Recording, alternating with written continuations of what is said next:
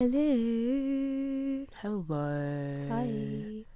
Just keep talking. Ra ra ra ra ra ra ra ra ra ra. Okay, La, that's la, something. La la la la. Okay, I'm gonna leave it at that. We are back for another episode of Locked In with ACS. Woo! I am your host, your outgoing PR media officer, Jenny, and I'm here with Sedi. Woo! I'm gonna just so I'm only here with Sedi, so it's gonna basically be like a FaceTime. So welcome. You're gonna be hearing how we talk again. So Sedi, you are our outgoing secretary. Yeah. Why did you run for this role?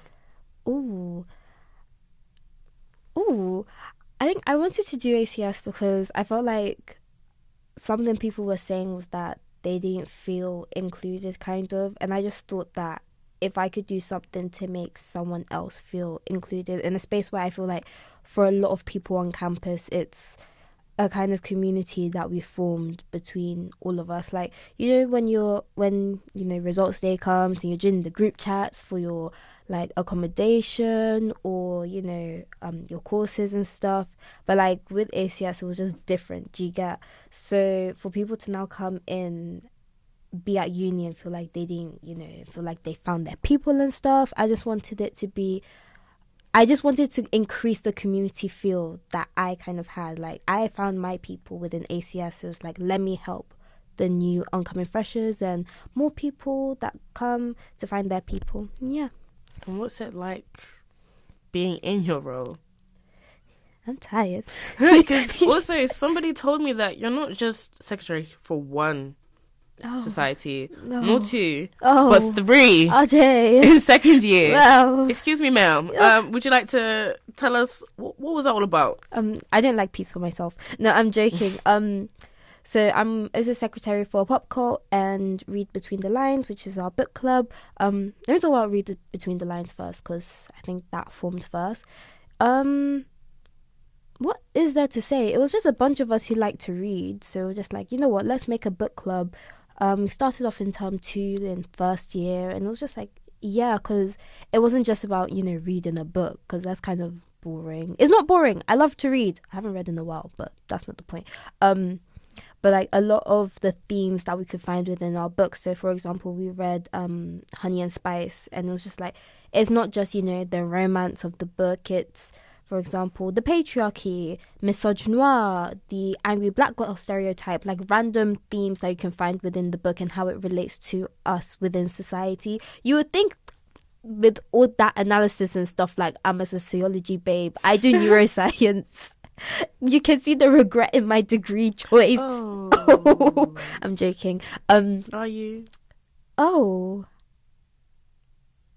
Please continue. Anyways. Pop Cult, my friend started it, and it was just like a bunch of people who have different niches within pop culture. Like, for example, I really like dance, I really like Afrobeats, what else? Just dance in particular. I think I'm gonna get back into that. And yeah, it's just a place where people can be nerds about things that they like. Like, for example, you like Beyonce, there's someone there for you.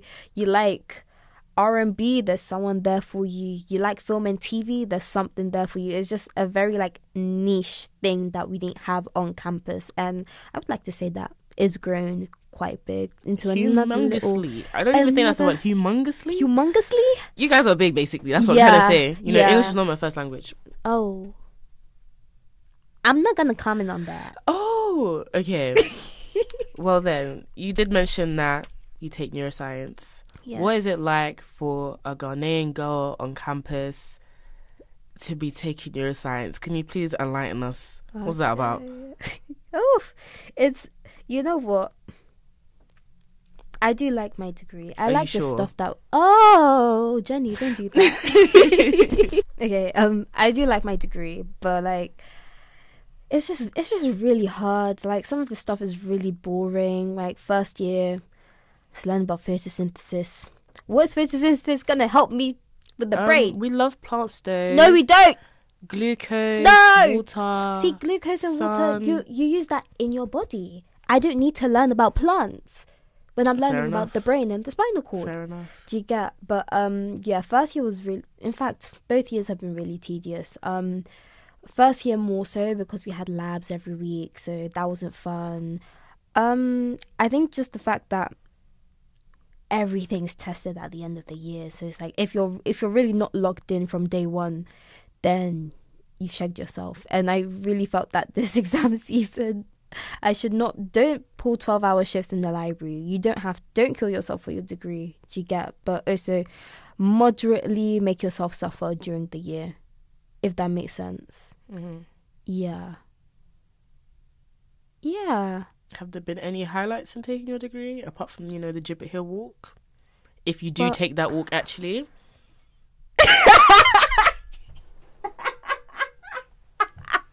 I do actually. I do. There's no parking on Gibbet Hill, Right. mind you. And my Alright. calves look amazing. Peru. Okay. But I guess like meeting people, like there are some people I just probably would never have met because the Gibbet Hill people were a little community. Really far out there. Yeah. Don't really know what else there is to say apart from that. Oh, free ice cream every once in a while. Was I on campus to get it? No, but there's free ice cream. So If you're hearing this and you're deciding what degree to take at Warwick, neuroscience, if you love ice cream. For and my the dairy brain. lovers. And the brain. All right, let me switch some gears with you. What is a perception of Warwick ACS you'd like to change? Ooh. Because we know that people view us in a certain way. The so-called grapevine, I guess. Oh, the Warwick ACS grapevine. Yes. Is there a view out there or views you're going to be like, nah, let's eradicate that? I think the idea that you're either the stereotypical UK black baddie or the male equivalent, or you are a corporate nerd who has no life. Do you get? I think especially this year's first years have shown us that they can party when they want to, but when it comes to careers and stuff, like everyone's on it. You can be both. You could be both. Meet in the middle. Dance Dance all all night.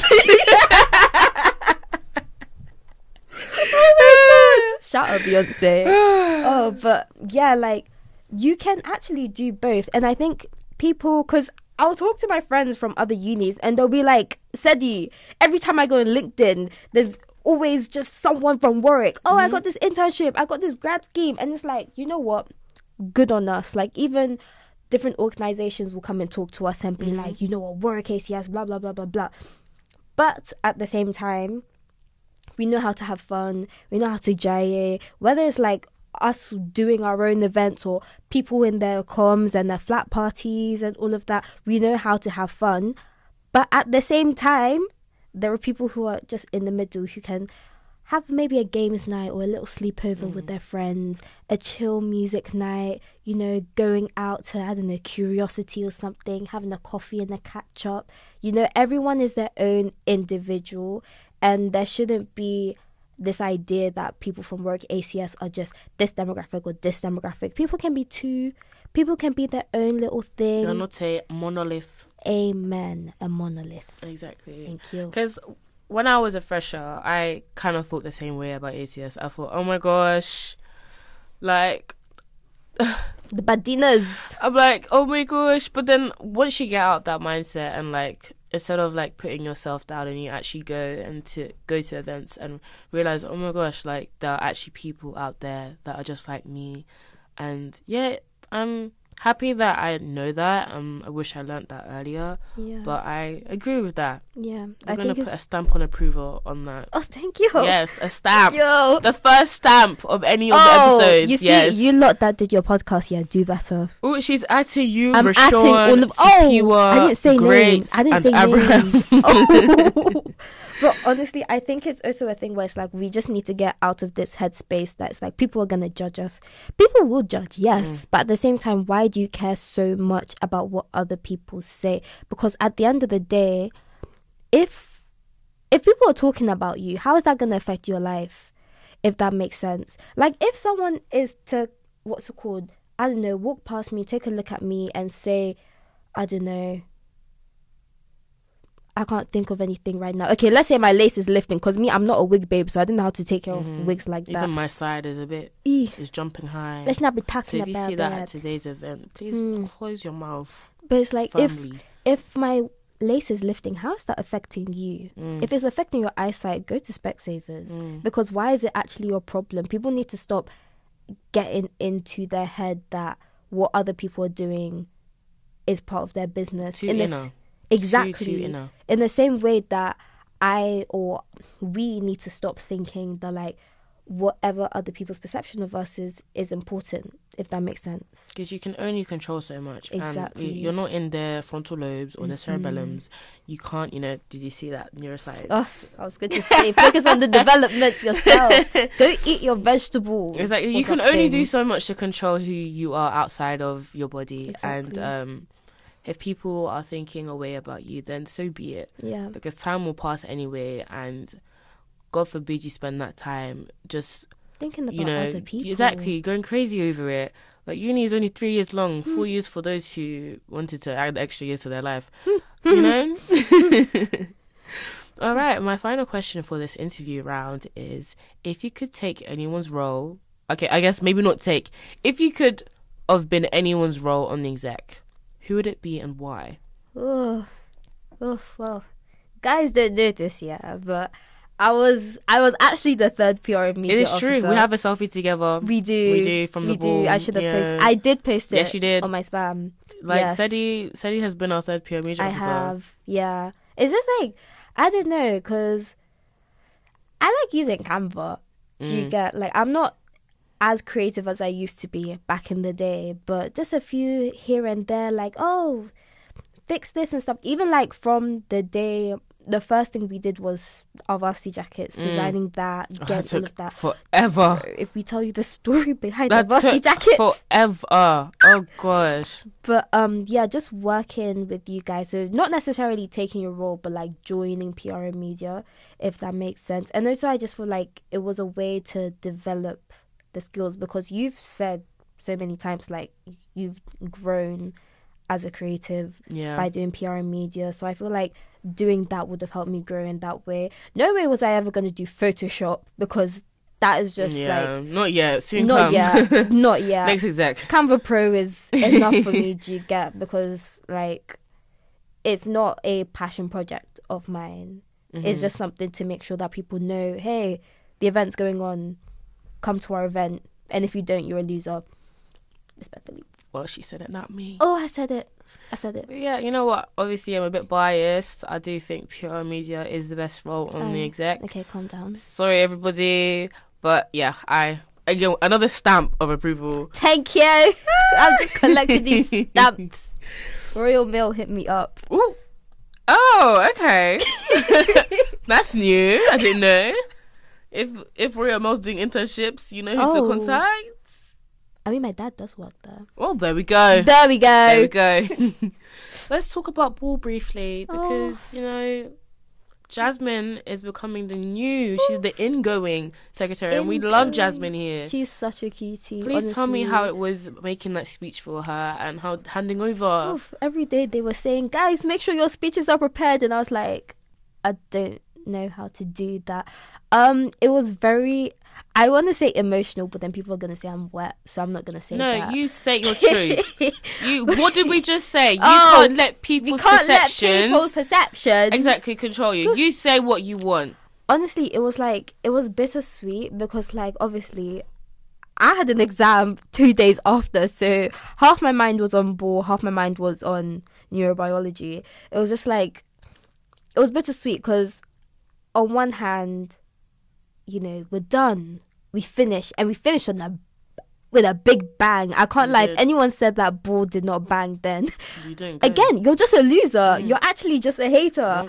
But yeah, at the same time, it's like everything that we've done for the past year, because we've actually been exec for a year, we're just passing it on. Like, we're not going to do any more work. There's not going to be any more like, oh, can you do this? Can you do that? Which, like, it's a bit of a relief, but at the same time, it's like, wow, A shock this to the is system. It feels weird. Yeah. Like not doing something ACS related. like this is as if you're taking your kid to preschool the first time, and and like they're walking, they're talking, they're doing their own thing. Exactly. It's like, I was your mama. Like, exactly, you don't need me anymore. But at the same time, it was like, I keep on saying at the same time, it was also kind of a relief in leaving it in Jasmine's hands, because it's like, we know her, she's fresh as rep and everything.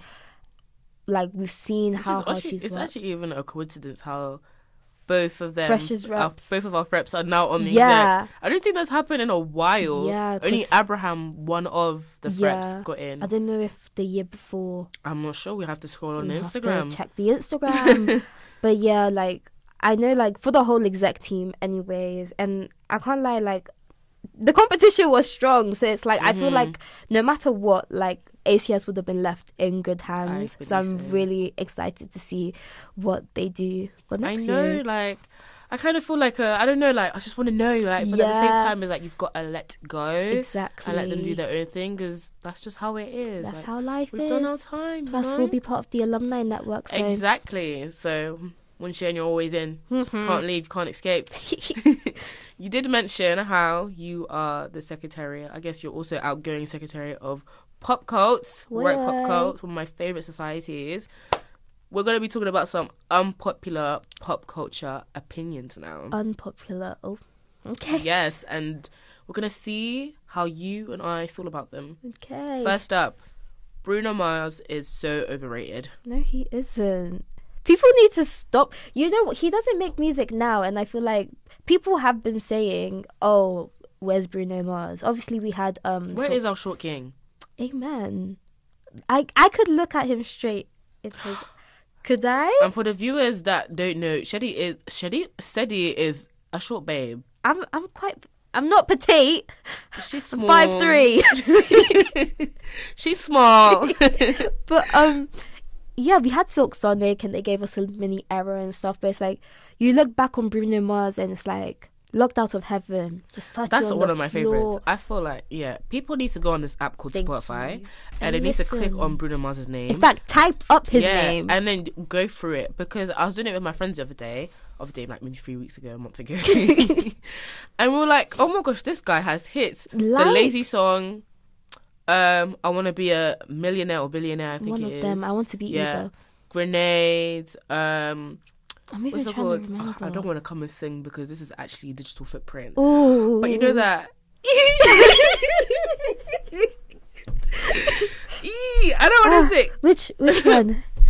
They got nothing on you, baby. Oh, nothing with B.O.B. Yeah, beautiful girls. Yeah. And there's another one that I like. I can't remember all the songs. Even 24 baby, Karat. I think I wanna marry you. Marry you. Oh, Yeah, that's just cute. say you want me. Huh? Just say you want me. I think I do. But yeah, it's just hit after hit. Like, obviously, with every artist, you're gonna have a couple of songs that you don't like. Yeah. But there's no denying that His impact. Bruno Mars was, back in the day, was the creme de la creme of his yeah. app. Like, he could dance and he could sing as well. Come on, guys. Stop Yeah. saying the man's overrated. You know who is overrated? Oh, I can't think of someone right now. No, please. I can't. I Oh. actually can't. But No, when I get it, I'll say it. You need to do it as soon as possible. I want to know who's overrated for you. Oh, let me go through my Spotify then. Okay, then. Ask the next question. Let's do that. All right, then. There is a severe lack of good dancers in the music industry. So people will hype up anyone who gives them mediocre choreography. Wow. Now, we have the dancers like Beyonce. Victoria Monet just really... Oh, wait, what's that face about? Hold on a minute. Guys, for those who... I mean, you guys can't see this because we're not recording it visually. I said Beyonce first and she looked at me as if I said something very, very bad. No, it's not that. Oh my gosh. No, This I cannot love... be... We can't fall out over this. No. We can't fall out over this. Beyonce's mother, obviously. It's just that when you said dancer, she was not the first person that came in my mind. Oh, wow. That's it. No, Okay. because the first person that came up in my mind was Victoria Monet. Okay, all and right then we have then. Normani, and then Tate McRae. Do you get?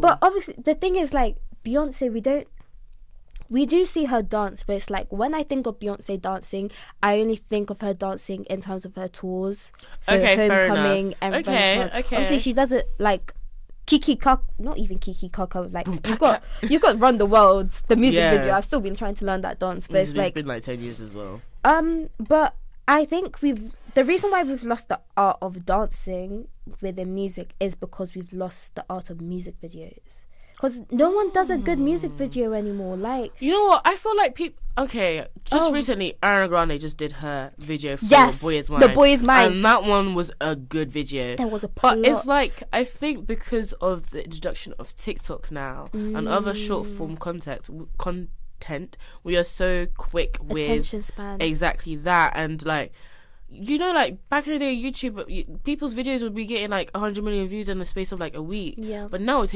takes months for it to reach that. Yeah. And like, I don't know, just reached what's it called? She did Boy Is Mine and then We Can't Be Friends. Yeah. 2 great videos that deserve like almost billions of views. Yeah. But like, you know, I hear that what you're saying. It's also a thing where it's like people don't make music to dance anymore.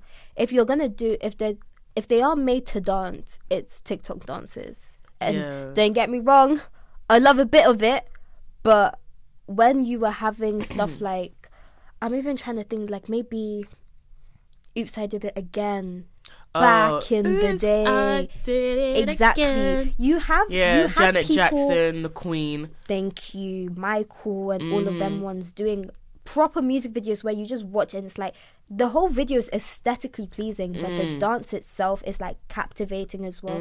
People don't do that anymore. Like people only save that for tours and stuff where it's like, I can't afford to go on tour. I'm trying to find money to go to see Megan Thee Stallion and I can't.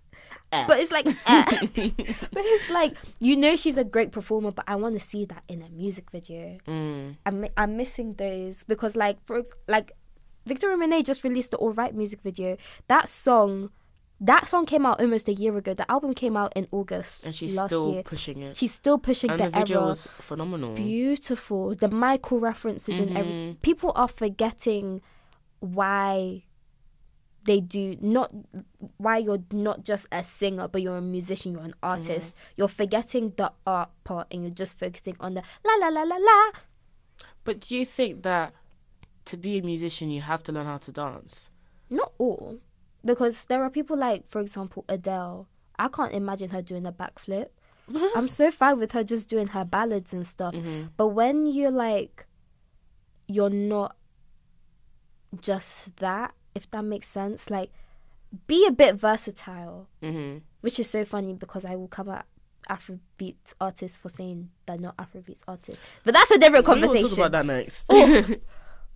But yeah, people just don't make music to dance to anymore, so no one is out here dancing. It's just a quick, you know, let me look pretty. Yeah, you know, renegade, or like just you pop your right leg and you pop your right arm. It's just put your left leg in. In, out, shake it all about. You do the hokey pokey and you turn it. Oh, I forgot what it was called. I don't know what I was gonna say. Let's move on to the next question. I was gonna say something, but I don't think I can say that. We're not allowed to swear, are we? No, I'm afraid. Sorry. Keep it PJ, kids. Yeah, keep it even you. Keep it you. Keep it you even. Okay. Yeah, you know what? No, PG's fine. PG's fine. So, do we agree with this unpopular opinion? What was the other? Do you remember it? Okay. That there's a severe lack of good dancers in the music industry and will hype up any mediocre choreography. I'm trying to think, what's an example of mediocre choreography? That's what I'm trying to think of.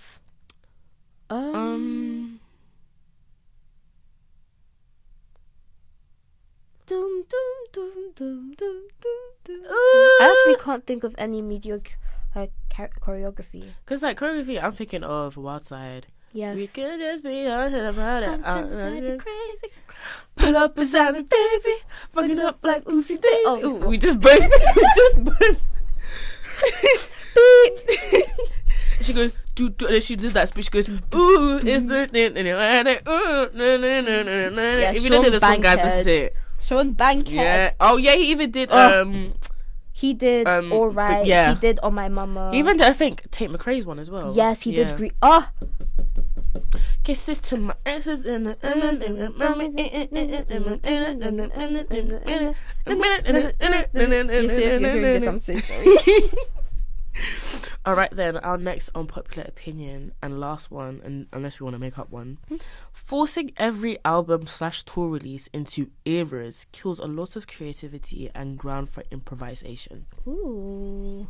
So although she isn't the first person to do eras, I guess we could either pin that down to maybe Madonna or something. But in like contemporary music, Taylor Swift has been quite known for this for each of her albums. Yeah. Do we feel as though doing eras are quite limiting, or? I think so, only because like you hear people talking about seasons of their life. So it's like, if it's an era where it's like, you know, a season of your life, you know, then sure. And you know what, I will, in my mind, because I don't listen to Tay-Tay, so sorry Swizzles, but her from, I think, Folklore, maybe her run from Folklore to the Tortured Poets department, whatever it's called, I feel like that in itself is just an era.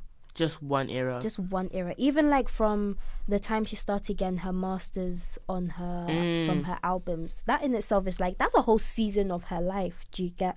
Or even like her breakups are like eras of her life. So I feel like eras are kind of seasons in my head. I translate them to seasons of periods of your life, and a lot of artists are like singer-songwriters, so they write their own music, so it's like they're writing based on their feelings and how they're feeling in their seasons, in those eras and stuff like that. So we could say like Rihanna from Good Girl Gone Bad to Unapologetic, maybe, yeah. That in itself is like her little like, I'm a bad girl kind of thing. Do we feel like these seasons are limiting though and killing creativity? Not if you make it.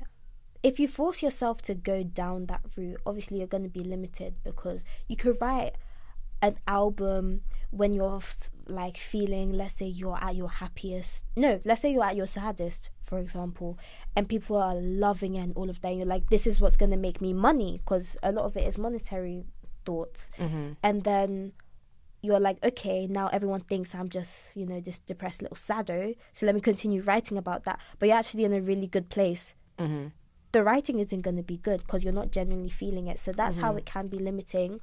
But at the same time, if you're in a stage of life where it's like, for example, like maybe you're married, you're having kids, and all you write about is that, and it's like, if that's how you're feeling and that's what you know how to write best, then I don't see why that should be limiting. It's like, don't force yourself to do something that you don't know how to do, if that makes sense. Because I agree with that. I feel like I don't fully agree with it, but I get where it's coming from. Because like with eras, I guess it's fun to look back on and see like, oh my gosh, this was this era of an artist, and you can see their writing, or like you can see their look and their style and like how they were, who they were hanging out with is.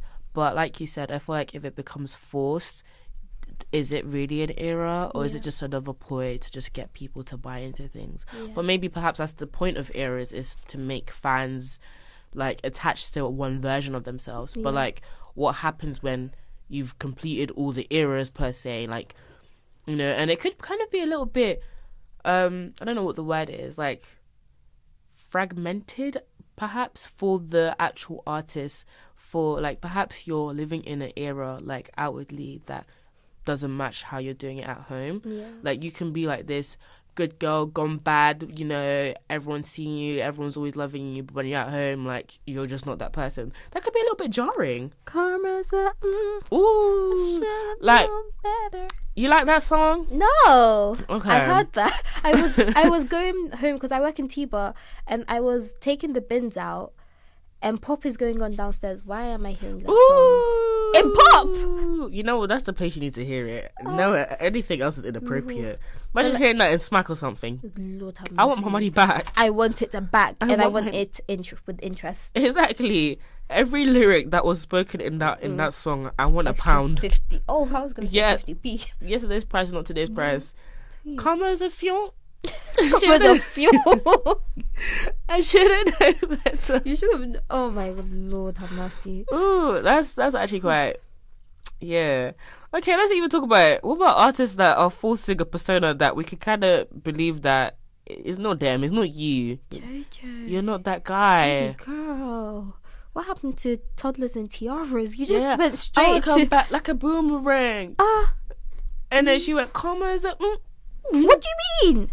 You are a good, 19, 20, 21. You have a car with your face on it. Yeah, but what though? She has a car with her face on it. A car with her face on it? Multiple faces. Oh my. I must show you this. Oh my gosh. Anyway. I'm trying to think who else. This even brings me back to the Afrobeats. Because... Who you atting? Which uncle? Oh, I'm going to start with Father Benna. Dun, dun. Father Benna!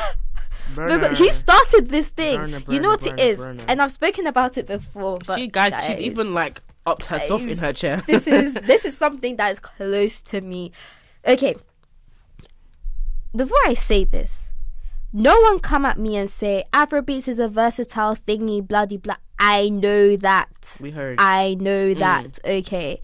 However, when you are now denouncing the whole genre to absolute niche and saying you're not that, especially when his granddad that worked with Fela Kuti? Fela Kuti, you don't know Fela Kuti? Sorry, I was just quoting that from Afro.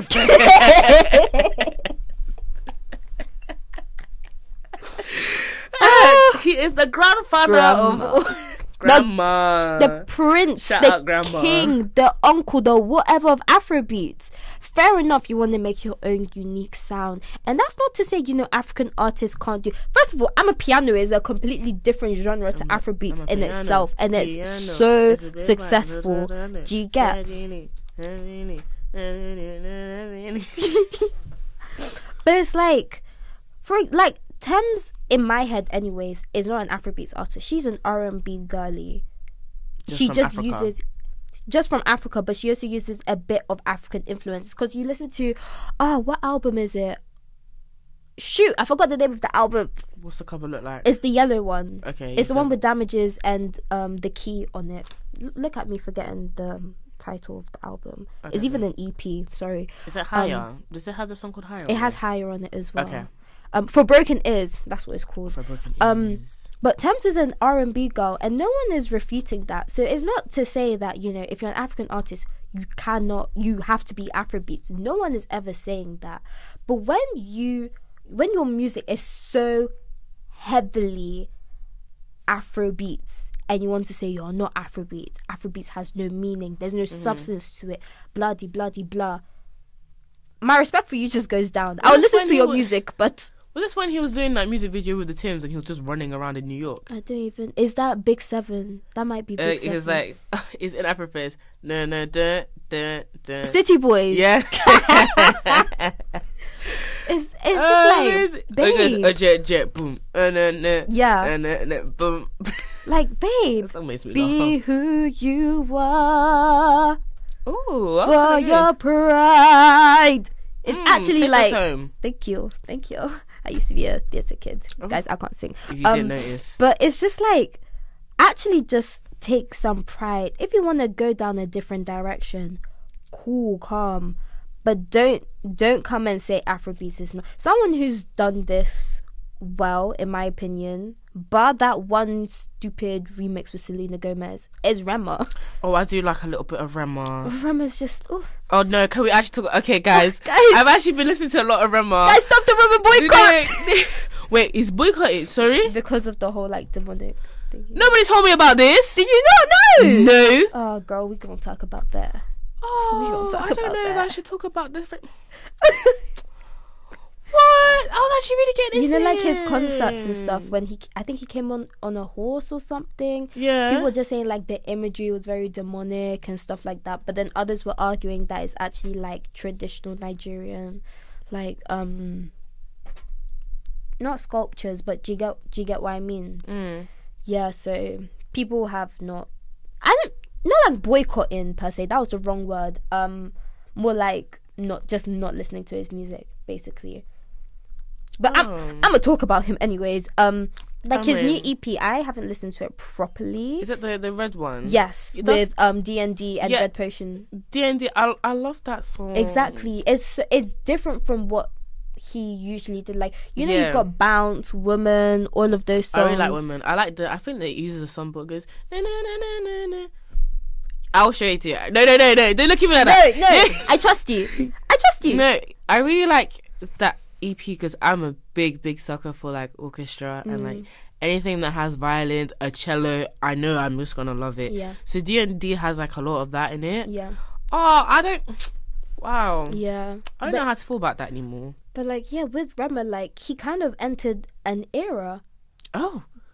A new era. Do you get? And he did it like, obviously, like he got a few like weirdo boy thingies, but it's like, it's not typical Afrobeats. Another person, Ashake, Ashake isn't Amapiano. He isn't really Afrobeats either. He's just Ashake. He just uses that. What's that? Like, that long log. Log drum. There you go. What's it called? A log drum. Dum, dum, dum. I'm a big fan of a log drum. Drum. New word of the day. But it's like, you will never hear him say, this is this. But if he were to say, you know, I'm not an Afrobeats artist, it would be like, you know what? Fairs. It makes sense. So it's like just people like, for example, Fireboy DML saying, I don't make Afrobeats. Babe, Scatter, one of your most famous songs, apart from Peru, Scatter, that was was it PES or FIFA? That's Afrobeats. That is, let me not say what I was going to say, but that is Afrobeats. PG, so don't even try with me. That's all I have to say. Okay. We have finished that topic. Yay! So I talk a lot. No, it's okay. This is what a podcast is for. Again, guys, we did warn you that this is going to be like our FaceTime. Yep. You know, this is actually what we do. We are moving on to Am I the Waste Man? This is a section of the podcast that I love, I guess. We look at Reddit stories and we read them and we discuss and we determine whether they are the waste man. Oh, ASMR, please. ASMR, will it work? That was weak. So I was trying to open my Coke. That was so weak. I'm sorry, guys. Oh my gosh, we do ASMR. Okay, let me just cough it out. Okay. Hi guys, my name is Jenny. Is that ASMR? I don't know. Hi guys. ASMR. Welcome to the ACS LockedIn Podcast. RJ. What was I supposed to say? Yeah, ASMR. Wait, let me do that again. Hi guys, my name is Jenny, your outgoing PR and media officer. Welcome to the LockedIn Podcast.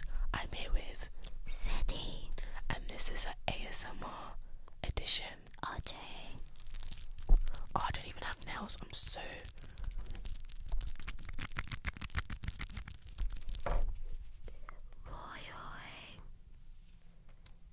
Yummy. I'm gonna drink my Coke now.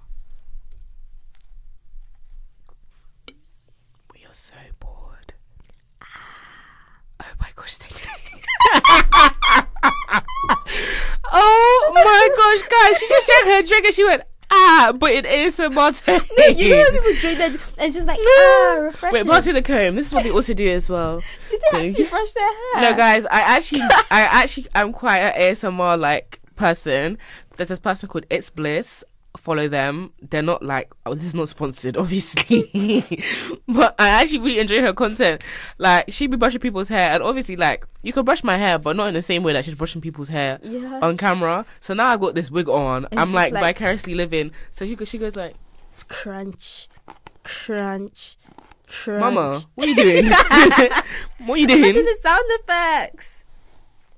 My hair is even. Guys, if you're a wig babe, please tell me how to maintain this thing because I'm tired. I want to rip it off. The side of it. It's just like, there's only so much of adhesive I can put. And the melt band hurts because I've got a helix. So it's like, no matter which way I wrap it around, it just hurts. I wear glasses, so that's why I've even got my contacts on. Why do you think I didn't wear my glasses in my last 2 exams? Oh, not even last 2. Is that good? I can see. Wait, I can't. No, I think I wore it on my Wednesday one, but not my Friday or Monday one. Oh, fair enough. Hey, what are you even doing? Am I the waste man? So, Am I the waste man for starting a podcast with my friend's boyfriend? Dun, dun, dun. Based on the title alone, what are we thinking? All I know is... Actually, it depends on how close of friends you... Actually, why are you starting a podcast with my boyfriend? Let's start there. What exactly? For the viewers, she's not talking to me directly. She is talking to the Reddit. Just want to make that clear. just to make it clear. Unless, like, you and your friend's boyfriend were friends before your friend came in, if that makes sense. Okay, before the man got together. I don't really see any... Excuse me. Oh, my God. Burp. Because I wouldn't see any reason... Actually, I wouldn't mind if, like, one of my friends were hanging out with my boyfriend, but it's like a podcast. All right, let's hear it. I, 14 female, and my 14, friend, 15 male, started a podcast together called We Effed Up Podcast. We've been having a lot of recording sessions till odd hours of the night. You're 14. Think from 7:30 p.m. to 4 a.m. You are 14. Sorry. It's a great time, and we always have had fun and record about 4 to 5 episodes a night. We're on a binge because I have a trip in July and won't be able to film as much. His girlfriend, who I'm also close friends with, was initially a co-host as well, but she wasn't good at being on a podcast. We still invite her to the recordings, but she doesn't do well and goes to bed early. She's mad with staying up late, but all of our conversations are basically recorded. So, am I the waste man? Maybe I'm old. Maybe I'm not of the generation. For the viewers, we're both 20. We're turning 21 in... Exactly. Oh my God, my birthday's in like 3 months. Oh, my birthday's in 4 then. We'll come back to that. Anyway, to these people, I'm 20. My youngest brother is 10. So, and my other brother is 17. So, they fall in between that age. This is 14 weird. and 15. This is very weird. Where are the parents? 7:30 to 4 a.m. on a school night? Clock it. You don't go to school no more? Because I still had a curfew at 16. Heck, even 17. 9 o'clock. 9 o'clock. 9 o'clock. Actually, it was 10 or 11. Oh, he was even gracious. I'll 9 o'clock for me. But it's just like, at 14, what do you have to talk about? What is it called? We effed up. What did you guys effed up at 14? Your science test? Is that it? You didn't do that combined science trilogy homework? Because, and you know what? The friend is the sense. I can tell that friend is top set. She's top set because she knows you need your 8 hours of sleep in order to do well in school. I don't know about you. And maybe they didn't clarify again whether they were friends before the girl came in the picture or whatever, but I don't know. That just sounds a bit like, maybe they're a friendship group, so it's okay, but at the same time, it's just a bit like, I'm more concerned about why you're staying from 7:30 to 4 a.m. What do you have to talk about? 7:30 to 4 a.m. is actually quite insane. Like, that's 8.5 hours. And then you have school. Like, I don't know about you. I go up at 6 a.m. every day to get to school. Same. So you're getting 2 hours of sleep. I know you're sleeping on that desk in the classroom. And then parents' evening will come and be like, she can't be a delight because she's never awake in class. Oh, they said that we don't even know you enough to judge you. We don't know you enough to judge you. Like, if you're having 2 hours of sleep, your tests are returned to you downwards. Under the desk. On the low. As in they slide it to you like some kind of drug deal.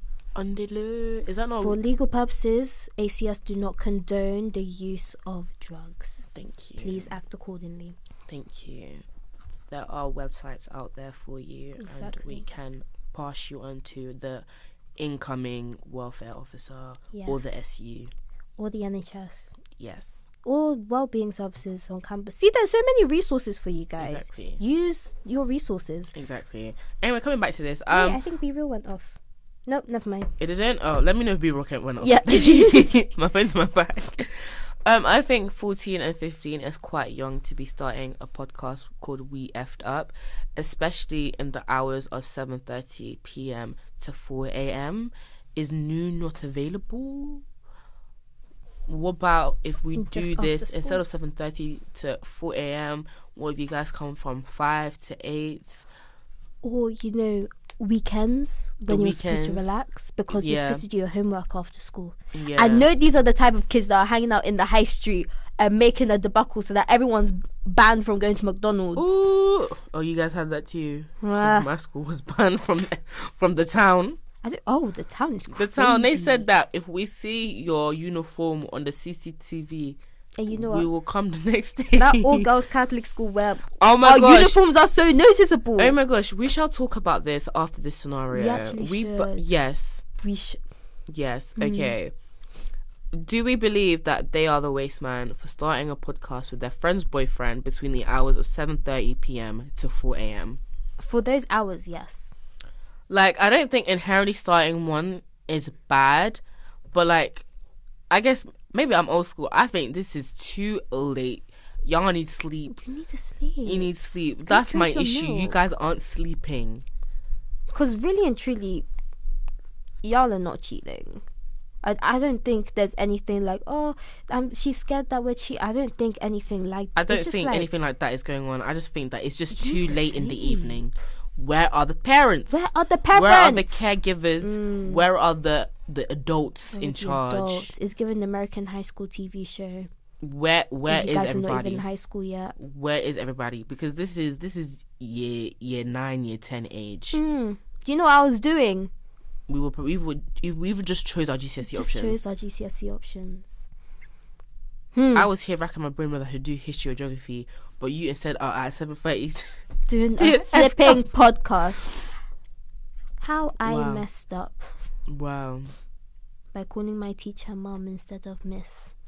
You know what? Yeah, one time I said to my teacher, "I love you." No, you don't understand. Like, shout out to my English teacher. Love her. She's amazing. Boy. But I think I just got off the phone with my mum. I said, "Oh, love you, mum." And then my teacher was like, "Okay, I'm going now." I was like, "Oh, bye, miss. Love you." And she looked at me like, right. And then she just left. I was like, oh my. So both of us went to Catholic high school for girls. Yeah. We're not going to say where. No, unless you're married, then come ask me. And our uniforms were quite noticeable. What colour was? How was that experience for you, Sedi? I did not enjoy it. You know, maybe it was like a perceivement of paranoia and stuff. I don't know. It's just like, I think for me, it was like, I had problems with people. Obviously, everyone has problems with people, but it's like, we sorted it out, and that's calm and everything. But I think for me, at the beginning, it was academics because I had just moved back from Ghana at this point. And the difference between Ghana and England will teach you, just do your best, everything will be fine. Ghana will teach you, if you're not top of the class, you're going nowhere. Oh, you're going nowhere. And you know what? The sentiment, look, he needs to be brought. Oh, you said that we need to bring that here. I said we need to low-key bring that. And no, this is why. People get complacent with doing... I'm not saying everyone needs to be extra cellular and everything or whatever. I don't think I said the right word, but whatever. But people get complacent in like doing the bare minimum. And then when you still reap the rewards of something that you haven't put any effort into, it gives off the idea that if you don't put in any work, then you can get away with it, if that makes sense. And then it gets to exam time, you've not put in any effort, you end up not doing well, you end up not getting into college, you can't get a job if you don't want to go down the uni route and stuff. It's a catalyst for so many things not to happen. And I'm not saying those who, academically push themselves either are like going to be successful. And you know what, life happens. Do you get? But it's like, we need to start looking at life in the sense that I need to try and do my best. And you know what, if I do my best and it doesn't work out the way that it should, then it's so okay. Look at different options. And I think for me, I nearly became complacent because like coming into school, it's like I've been taught to strive for number one spot. Like every half term we used to get ranked in our year groups. In your school here in London? No, in Ghana. Oh. And like our year groups were not small either. Like mine was the smallest and we had 84 people in our year group. So imagine like not placing top 20 out of 84 people. That was hell in my household. Like crazy. For my brother it was worse because he they just didn't try to like understand his academic needs in Ghana. So he would do really terribly and everyone would just be like, but it's like, I've been taught for so long, you need to do the best that you can. So for me to come here and no sense of like urgency, no sense of like, you know how us Londoners complain that people walk too slow everywhere else? That's how I felt academically. It was like no one else is trying to match the pace. No one is actually trying in these lessons and stuff. And it just kind of got me like, what am I doing here, if that makes sense? So yeah, that was hard. But also just kind of settling because, again, I had just moved from Ghana and the paranoia that, oh, she's fresh. There was someone that, I'm so sorry. I just keep getting messages. Carry on, please.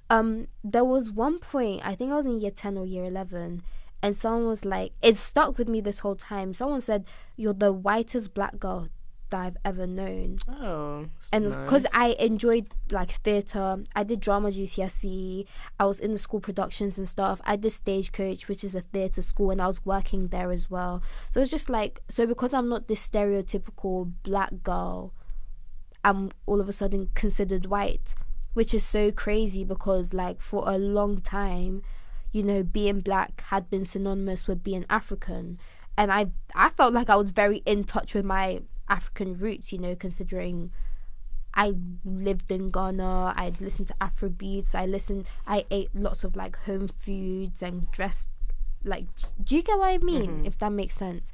It was just very also girls are just catty sometimes.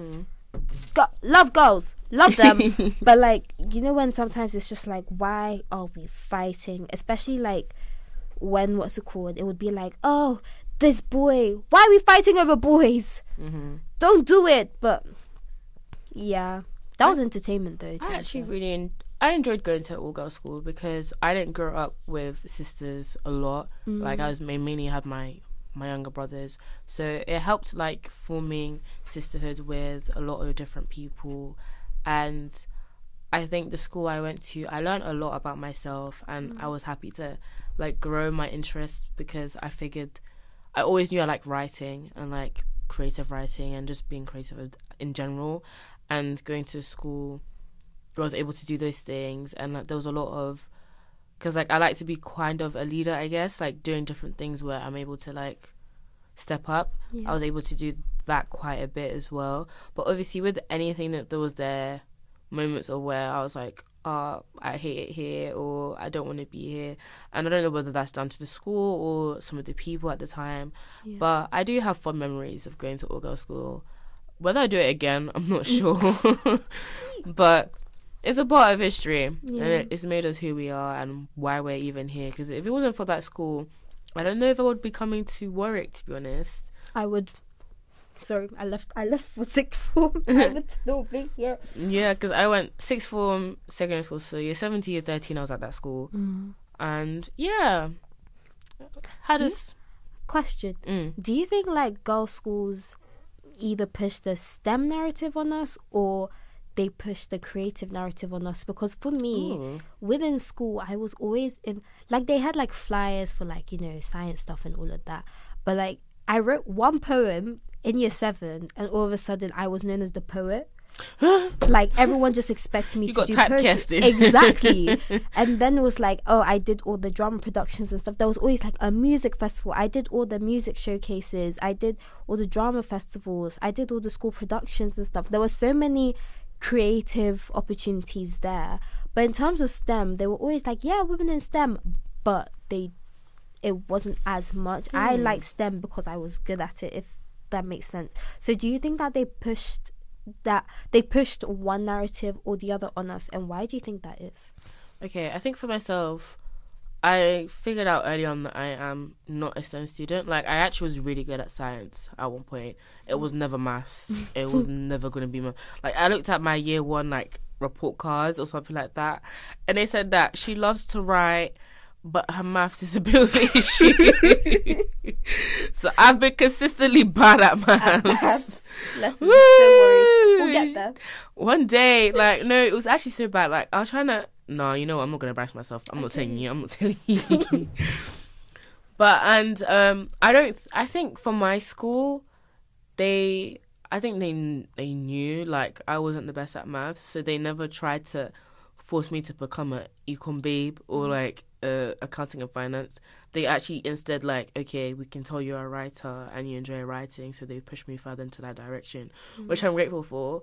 But like seeing others, I think, you know what, actually I'm not sure, because we actually had like a good mix of girls that did maths, physics, you know, your STEM subjects, and the maths, like most of the maths teachers as well would like push that, and the computer science.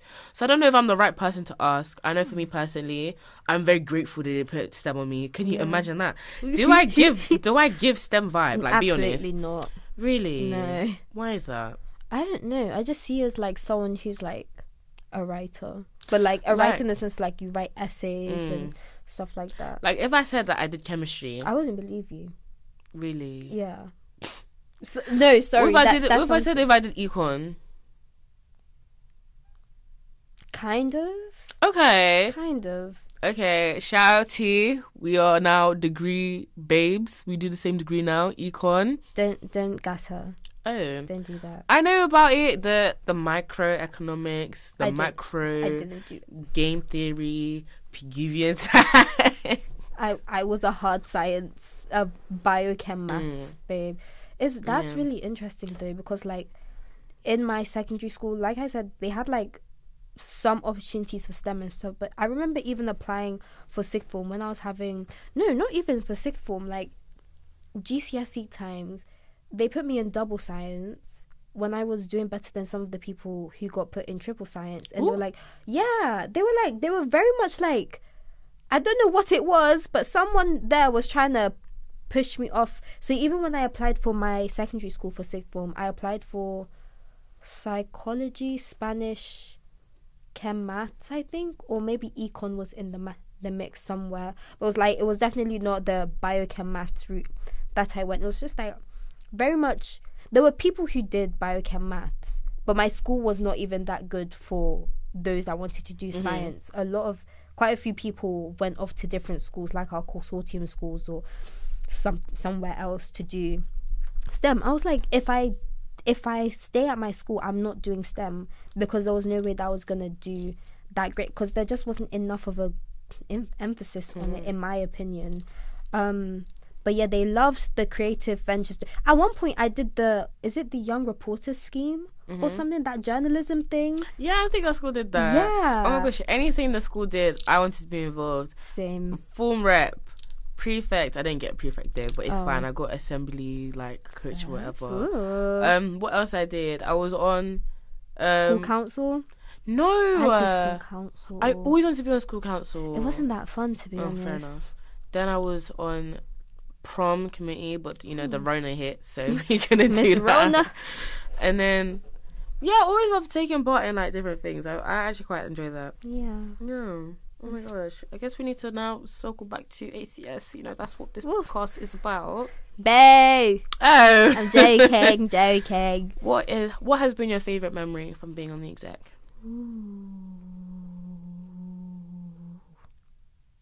Are we just blowing into the mic? I'm thinking, I can't lie, it's gonna be the talent show.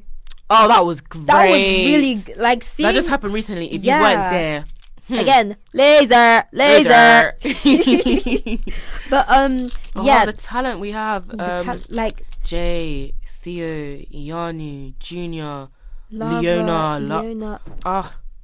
And it's like, it wasn't just like one thing, like, you know, Fuad and Ife came with their spoken word, the girlies came with their singing, like alright, again, I don't like you because like, when Ione put that nasty girl, hey, I said, wow, let me just dance in my let me seat. just move a little bit, just not too much. Like, this is what I mean when I say like ACS is so diverse and like our interests and stuff. We have so many talents. Afrofest, a key display of. If you're listening to that now, the Afrofest video is actually coming. Ooh. And also, let me just tell you something. Ooh. Our incoming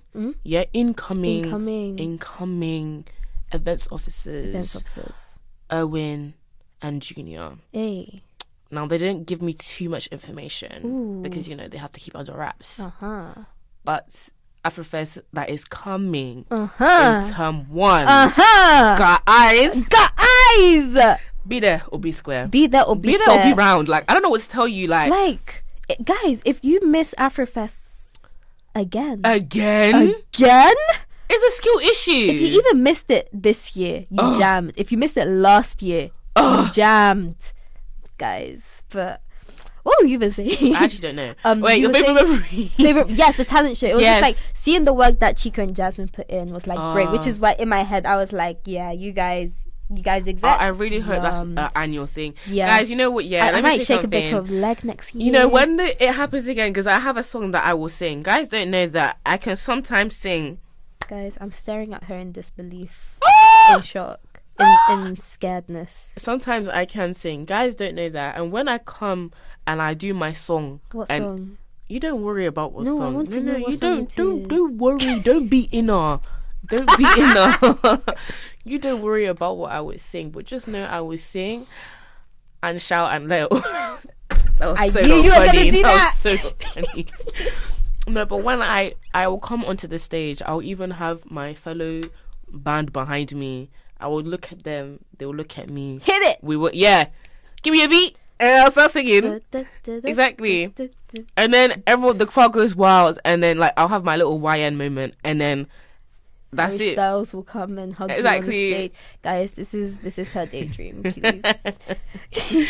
But yeah, seeing all the talent, wow, that was just a really like good moment. Turnout was amazing as well. Do you know how shocked I was? I came back We from saw- work, and then I was like, oh my gosh, this is full. I just see a bunch of people. We're bursting at the seams. Like wow, I was telling people, can you move into the room? Exactly. Like Some people I should have even been expelled, but like like I sat on the floor.